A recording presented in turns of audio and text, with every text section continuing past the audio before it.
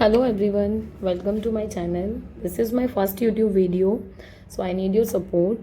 मैं आपको थोड़ा सा ब्रीफ कर देती हूँ कि कंटेंट किससे रिलेटेड होगा so that you all will be aware about my content.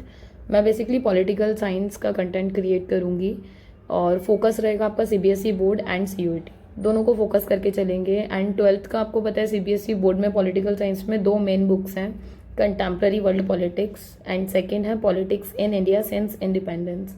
इसको हम लोग कवर करेंगे, बट मैं आपको अपनी स्ट्रैटेजीज बता देती हूँ जो हमारा वे होगा टीचिंग का. स्टोरी टेलिंग के थ्रू मैं अपना जो टीचिंग मेथड है वो फॉलो अप ज़्यादा करती हूँ सो दैट कि स्टूडेंट कैन को रिलेट और उसको वो स्टोरी टेलिंग के थ्रू क्लास में ही साथ साथ चीज़ें याद हो जाएं.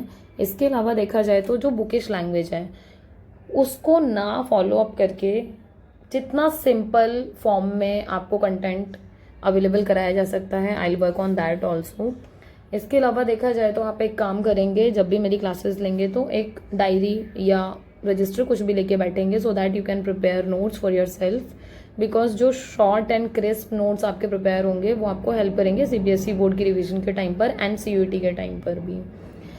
साथ साथ मैं आपको एक दो एडवाइस और देती चलूँगी जैसे भी होगा, क्योंकि प्रीवियस ईयर के जो क्वेश्चन पेपर्स हैं उनको एनालाइज करके ही टीचर्स को पता चल जाता है कि किस तरीके की प्रोबेबिलिटीज़ होती हैं, क्या क्वेश्चंस पूछे जाते हैं और ऑलमोस्ट वो प्रोबेबिलिटीज़ 99% ठीक जाती हैं. तो जो प्रीवियस ईयर का जो भी कंटेंट होगा या फिर जो क्वेश्चन होंगे रिलेटेड मार्कर्स के अकॉर्डिंग, जैसे CBSE बोर्ड में क्या होता है आपके 6 मार्कर 4 मार्कर होते हैं, तो आपको बताया जाएगा साथ साथ की प्रोबेबिलिटी है कि 6 मार्क्स का क्वेश्चन बन सकता है, इससे 4 मार्क्स का बन सकता है.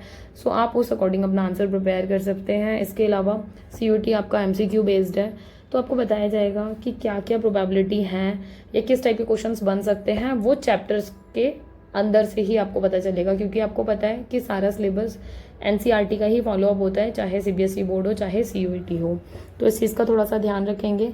इसके अलावा आज की जो वीडियो है उसमें मैं आपको challenges of nation building first chapter है आपका, उसके जो 3 चैलेंजेस हैं वो 1 शॉट में कवर करूंगी. सो आप इस वीडियो को मैक्सिमम शेयर करेंगे, उन लोगों तक ये वीडियो पहुंचे जिनको रियल में नीड है इस टाइम पर गाइडेंस लेने के लिए कि CUET के लिए वो CBSE बोर्ड के साथ साथ कैसे प्रिपेयर कर सकते हैं, कि उनको अलग अलग से पढ़ने की ज़रूरत नहीं है, सब कुछ साथ में ही प्रिपेयर हो सकता है. अगर आप CBSE बोर्ड के लिए सीरियस होकर प्रिपेयर कर रहे हैं तो बहुत ईजीली आप CUET के लिए प्रिपेयर कर लेंगे और आप उसके लिए बिल्कुल सही चैनल पर हैं. सो सब्सक्राइब करना ना भूलें, लाइक करना ना भूलें एंड शेयर करें अपने फ्रेंड्स को, अपने क्लासमेट्स को एंड उनको जिनको पता चले कि हाँ किस तरीके से आप आगे अपना स्ट्रैटेजी बनाकर प्रिपेयर कर सकते हैं. इसके अलावा हम अपना चैप्टर शुरू करते हैं, चैलेंजेस ऑफ नेशन बिल्डिंग. एक बहुत बेसिक सी चीज़ आपको ये पता चलेगा कि जब हम नेशन बिल्ड की बात करते हैं तो हम कैसे नेशन बिल्ड की बात कर रहे हैं, क्योंकि आपको ये पता है कि हम यहाँ पर अपनी बुक में इंडिया की बात कर रहे हैं. क्योंकि आपको पता है 1947 में इंडिपेंडेंस अटेन किया है इंडिया ने, और इसके साथ साथ 2 डेट जो सबसे ज़्यादा इंपॉर्टेंट हैं आपकी बुक के फर्स्ट लाइन पर ही लिखा है 14 एंड 15 अगस्त 1947. आपको ये पता होना चाहिए कि 14 अगस्त जैसे हमारे लिए 15 अगस्त बहुत इंपॉर्टेंट है फॉर इंडिया, ऐसे ही 14 अगस्त किसके लिए बहुत ज़्यादा इंपॉर्टेंट है, पाक के लिए, राइट. तो एक चीज़ का हमेशा ध्यान रखोगे कि ये जो पार्टीशन था इंडिया एंड पाकिस्तान का इजी नहीं था, बहुत सारी प्रॉब्लम्स फेस की हैं. इस चैप्टर में आप आगे डिटेल में पढ़ोगे. सो जैसा अभी मैंने आपको बताया पाकिस्तान एंड इंडिया डिवीज़न हो गया था इनका, बट बहुत सारी प्रॉब्लम्स दोनों ही कंट्री के लिए आने वाली थी. बट हम जो अपना फोकस करेंगे वो इंडिया की तरफ ज़्यादा रखेंगे. तो आपको पता है इंडिया ने जैसे इंडिपेंडेंस अटेन किया तो इंडिया बन गया फ्री इंडिया, क्योंकि उससे पहले था ये ब्रिटिशर्स की कॉलोनी थी, राइट. तो फर्स्ट जो PM थे आपके वो कौन थे, आपके जवाहरलाल नेहरू. ये आपको पता होना चाहिए कि फ्री इंडिया के फर्स्ट प्राइम मिनिस्टर कौन थे, जवाहरलाल नेहरू. इसके अलावा जो इम्पोर्टेंट चीज़ है वो आप मुझे कमेंट में लिख कर बताएंगे कि आपके फर्स्ट प्रेसिडेंट कौन थे, first president of free India. मैं कमेंट पढ़ूंगी सभी के, सो आप लोग कमेंट ज़रूर करिएगा. इसके अलावा जो मेन चीज़ है वो ये कि आपको ये पता होना चाहिए कि प्राइम मिनिस्टर जो जवाहरलाल नेहरू थे उन्होंने कॉन्स्टिट्यूएंट असेंबली का एक स्पेशल सेशन को एड्रेस करते वक्त एक स्पीच दी थी, और वो स्पीच बहुत ज़्यादा फेमस है, पूछी जाती है एग्जाम्स में. Trust with destiny. आपके जो CUET है उसमें पूछी जा सकती है, तो आपको पता होना चाहिए। 2 तरीके से पूछी जा सकती है, क्योंकि आपको एक चीज़ अवेयरनेस होनी चाहिए कि जो आपके MCQ हैं एंड असर्शन एंड रीजनिंग है, ये दोनों ही चीज़ें इंपॉर्टेंट हैं, एंड स्टेटमेंट भी ऐड कर सकते हैं, क्योंकि ये तीनों चीज़ें ऐसी हैं जो CBSE के पर्पज़ से भी इंपॉर्टेंट है एंड CUET के पर्पज़ से भी इंपॉर्टेंट है। क्वेश्चन इस तरीके से बन सकता है, ट्रस्ट विद डेस्टिनी जो स्पीच है वो किसने दी है? जवाहरलाल नेहरू के साथ ऐसे ही 3 लीडर्स का और नाम दे दिया जाएगा कि आप कंफ्यूज हो जाओ, तो आपको पता होना चाहिए। ये हो गया MCQ के फॉर्मेट में। अगर असर्शन रीजनिंग में पूछेगा तो इस तरीके से पूछा जा सकता है कि जो ट्रस्ट विद डेस्टिनी है, मतलब जान पूछकर कि जवाहरलाल नेहरू ने ना देकर किसी और का नाम दे देंगे कि famous speech of trust with destiny, जैसे सरदार वल्लभ भाई पटेल का नाम दे दिया, तो आपको पता होना चाहिए कि नहीं, ये गलत हो जाएगा, क्योंकि चाहे स्टेटमेंट में पूछ लें चाहे असर्शन में, हमें पता होना चाहिए कि नहीं, ये जवाहरलाल नेहरू की ही है। ठीक है, इसके अलावा जो बेसिक चीज़ें हैं आपकी, उसमें फोकस किया जाएगा। आपको ये पता होना चाहिए कि जो कॉन्स्टिट्यूएंट असेंबली है उसने क्या किया था। इसने बेसिकली कॉन्स्टिट्यूशन मेकिंग के लिए वर्क किया था कि किस तरीके से आपका कॉन्स्टिट्यूशन बनाया जाएगा, तो पूरा डिटेल स्टडी कर तब आपका एक ड्राफ्ट प्रिपेयर करके कॉन्स्टिट्यूशन प्रिपेयर हुआ है, और इसमें जितने भी मेंबर्स थे सभी अपने फील्ड के मास्टर्स थे, वी ऑल नो दैट। अच्छा, अब जो बेसिक चीज़ है इसमें वो ये कि 2 गोल थे जिसके ऊपर आपके ऑलमोस्ट सभी एग्री हुए थे। तो ये जो 2 गोल हैं वो कौन कौन से थे? सबसे पहली बात कि our country will run through democratic government, that means कि आपकी जो कंट्री है वहाँ पर डेमोक्रेटिक रूल होना चाहिए, क्योंकि डेमोक्रेसी होगी, डेमोक्रेसी का मतलब यही होता है, आप समझते हो, of the people, for the people, by the people. हमारी ही गवर्नमेंट है, हम ही बनाएंगे, हम में से ही कोई चुना जाएगा। तो अभी तक क्या था, ब्रिटिशर्स थे तो हम ऐसा कुछ कर नहीं पा रहे थे, बट अभी we are free to do so.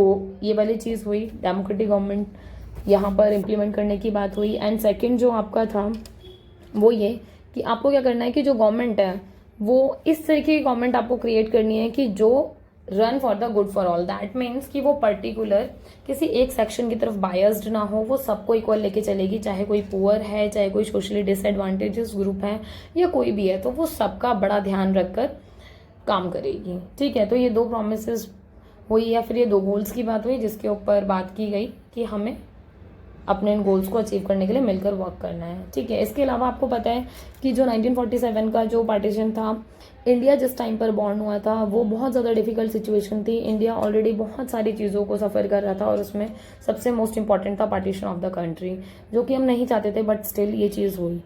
Main चीज़ क्या थी, आपको पता है कि यहाँ वायलेंस बहुत ज़्यादा हुआ था, ट्रॉमा था डिस्प्लेसमेंट का, क्योंकि आप एक चीज़ समझ सकते हो कि जो आपका इंडिया का पार्ट, एक पहले पाकिस्तान भी आप ही का ही पार्ट था, अभी क्या हुआ, वो अलग हो गए। अलग होते टाइम क्या हुआ कि जो लोग पाकिस्तान से इंडिया आना चाहते हैं, वो चाहे उनकी प्रॉपर्टी कहीं भी हो, तो वो अपनी जगह छोड़कर जा रहे हैं कम्प्लीटली। और डिस्प्लेसमेंट करना बहुत मुश्किल होता है, क्योंकि अब आपके पास आपकी खुद की कोई प्रॉपर्टी नहीं होगी, कुछ नहीं होगा, आपके लोग जो इमोशनल अटैचमेंट होता है, वो सारी की सारी चीज़ें भी यहाँ बहुत इफेक्ट डालती हैं। तो ये सारी चीज़ें थी। इसके अलावा आपको पता है कि मल्टीपल चैलेंजेस इंडिया ने फेस किए थे इस टाइम पर, सो उसके बारे में हम थोड़ा सा पढ़ेंगे। बेसिकली 3 चैलेंजेस की बात हो रही है, तो 3 चैलेंजेस में कौन कौन से मेन चैलेंजेस थे जिसके बारे में बात की जाती है। सबसे मेजर जो चीज़ है, जो आपका फर्स्ट चैलेंज है, आपको पता है इंडिया एक ऐसी कंट्री है जहाँ बहुत ज़्यादा डाइवर्सिटी पाई जाती है, बहुत वास्ट डाइवर्सिटी है, बट स्टिल यहाँ डिफरेंट लैंग्वेज है, डिफरेंट रिलीजन है, डिफरेंट कल्चर फॉलो अप करते हैं, बट स्टिल यहाँ पर क्या है, लोगों में यूनिटी है, लोगों में फीलिंग ऑफ वननेस है, समवेयर आपस में लोग बिलोंगिंगनेस कनेक्ट करते हैं। और इसी का ही सबसे मेन जो चैलेंज था वो यही था कि लोगों के अंदर वो फीलिंग ना आ जाए कि लोगों में डिवीजन हो जाए, या फिर लैंग्वेज के बिहाफ पर डाइवर्सिटी, कल्चर, रिलीजन, किसी भी बिहाफ पर ये प्रॉब्लम्स को वापस से हमें फेस ना करना पड़े, क्योंकि पार्टीशन के टाइम पर ऑलरेडी हमने समवेयर ये चीज़ फेस की थी। तो सबसे मेजर जो चैलेंज था वो आपका ये था। इसके अलावा इंडिया ये चाहता था कि किसी भी तरीके से हमारे यहाँ पर जो डाइवर्सिटी है उसको हमें कहीं ना कहीं अपने स्ट्रेंथ बनाना है। ऐसा ना हो कि ये वीकनेस बन जाए हमारी, क्योंकि वीकनेस हो जाएगी तो हम उस पर वर्क नहीं कर पाएंगे। So we need to work on that कि ये हमारी जितनी ज़्यादा स्ट्रेंथ बनेगी उतना ही ज़्यादा ये हेल्पफुल रहेगी, उतना ही ज़्यादा ये हमें काम करने में हेल्प करेगी। तो ये चैलेंज था इंडिया के लिए कि सबको टुगेदर रखना है किसी भी कीमत में। ठीक है, तो इसके जो कीवर्ड्स हैं आप उसको राइट डाउन कर सकते हैं। जो फर्स्ट के लिए अगर देखा जाए तो क्या क्या आपके कीवर्ड हो सकते हैं, यूनिटी प्लस डाइवर्सिटी, क्योंकि आपको डाइवर्सिटी के साथ यूनिटी मेंटेन करनी है, राइट। इसके अलावा आपका जो सेकंड है, सेकंड चैलेंज क्या है, टू स्टैब्लिश डेमोक्रेसी। आपको ये पता होना चाहिए कि इंडिया में पहले डेमोक्रेसी नहीं थी। सो हम बहुत ज़्यादा विलिंग थे कि हमें इंडिपेंडेंस मिले, और उसके बाद जैसे ही हमने इंडिपेंडेंस अटेन किया तो सबसे पहले गोल ही यही था कि हमें अपने यहाँ पर क्या लाना है, पार्लियामेंट्री फॉर्म ऑफ गवर्नमेंट लानी है। आपको ये पता होना चाहिए कि हमारी टू टाइप ऑफ गवर्नमेंट होती है, एक पार्लियामेंट्री फॉर्म ऑफ गवर्नमेंट होती है, एक होती है presidential form of government, right. तो ये आपको पता होना चाहिए कि प्रेसिडेंशियल फॉर्म ऑफ गवर्नमेंट और पार्लियामेंट्री फॉर्म ऑफ गवर्नमेंट में क्या डिफरेंस होता है। आप लोग मुझे बहुत क्रिस्प ओनली विद इन 1 और 2 लाइन कमेंट्स में बता सकते हैं। इसके अलावा इंडिया कोशिश ये कर रहा था कि वो अपने यहाँ ऐसा कॉन्स्टिट्यूशन बनाए कि सभी को फंडामेंटल राइट्स मिले, सबको राइट टू वोट मिले, कि किसी के साथ किसी भी तरीके की कोई पार्शियलिटी ना हो। अगर राइट टू वोट सबको मिलेगा तो आप सब फ्री होंगे अपने रिप्रेजेंटेटिव को चुनने के लिए, क्योंकि डेमोक्रेसी में यही होता है, डेमोक्रेटिक गवर्नमेंट में, कि इजीली आप अपने कैंडिडेट्स को या फिर रिप्रेजेंटेटिव्स को वोट कर सकते हैं। इसके अलावा जो थर्ड चैलेंज था वो क्या था, development and wellbeing of entire society, not only of some section.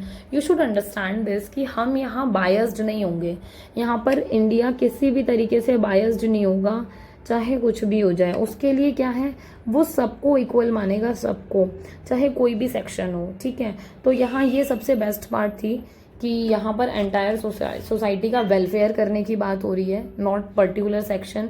इसके अलावा कोशिश ये की गई कि जितने भी आपके स्पेशल ग्रुप हैं या फिर डिसएडवांटेज्ड ग्रुप हैं या लोग हैं जिसकी वजह से लोग सफ़र करते हैं, सबको इक्वली मौका मिले कि वो खुद को ज़्यादा से ज़्यादा डेवलप कर सकें। कॉन्स्टिट्यूशन ने फंडामेंटल राइट्स पर वर्क किया। इसके साथ साथ आपके डीपीएसपी बोल देते हैं शॉर्ट में, जबकि इसकी फुल फॉर्म है directive principles of state policy. ये वेलफेयर के लिए वर्क करती है। इसकी कोशिश ये रहती है कि जितना से ज़्यादा स्टेट में मैक्सिमम डेवलपमेंट हो सके।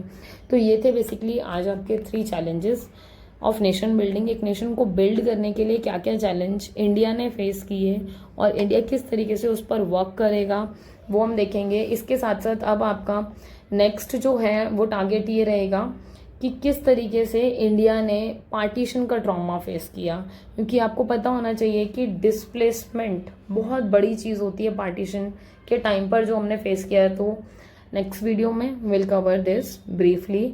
होप आपने सेशन एंजॉय किया होगा, आपको बहुत हेल्प मिली होगी, और इस सेशन को मैक्सिमम शेयर करना, सो दैट कि शेयर करने का सिर्फ एक ही पर्पस होता है कि जो नीडी स्टूडेंट्स होते हैं उन तक ये बात पहुंचे, उनको प्रॉपर गाइडेंस मिल पाए कि किस तरीके से वो बोर्ड के साथ साथ सीयूईटी को साथ में ही प्रिपेयर कर सकते हैं। तो मेंटली ये एक प्रेशर रहता है हमेशा स्टूडेंट्स पर कि हमें पता नहीं सीयूईटी के लिए कैसे प्रिपेयर करेंगे, या चलो अभी बोर्ड ही देख लेते हैं वो बाद में होगा। तो एक बैक ऑफ द माइंड चलता ही रहता है सीयूईटी का प्रेशर, बट आपको बिल्कुल टेंशन लेने की ज़रूरत नहीं है। सीयूईटी बोर्ड के साथ साथ बहुत इजीली प्रिपेयर किया जा सकता है। बाकी thank you so much, and hope आप लोगों को अच्छा लगा होगा video, and please like and subscribe my channel and do share as much as you can. YouTube पे एंटायर सिलेबस कंप्लीट करना is not possible, so in case कोई student willing होगा कि एंटायर सिलेबस और guidance CUET and CBSE board के लिए चाहिए, so they can join my paid classes and they can contact me through description box. Thank you, that's all for today, have a nice day.